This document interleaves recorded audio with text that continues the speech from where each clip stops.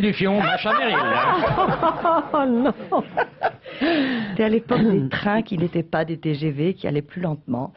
Et je devais faire Paris-Cannes en train. Et j'ai rencontré un homme qui était en face de moi, avec qui nous avons parlé longuement.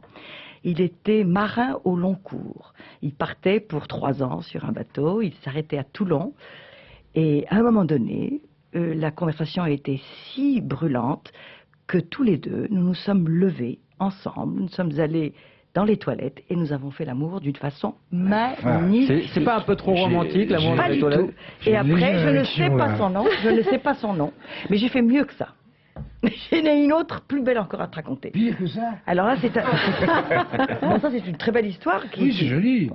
C'est un homme que juste, pardon, excuse-moi de te couper, mais après, vous êtes revenu vous asseoir? Oui. Ou alors je ne sais pas comment il s'appelle. Il ne sait pas qui j'étais. C'était en quelle classe?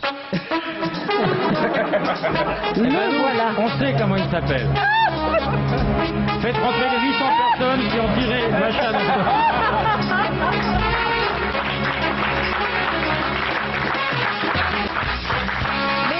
Ça, c'est une histoire extraordinaire.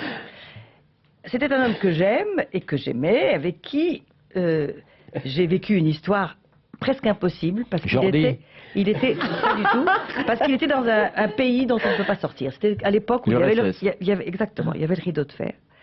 Et il avait une tache de vin sur la tête ou pas? On va essayer de le situer.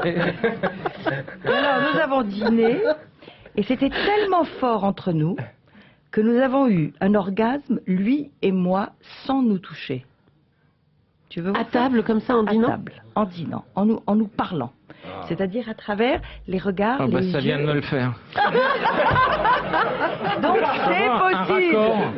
Ça existe.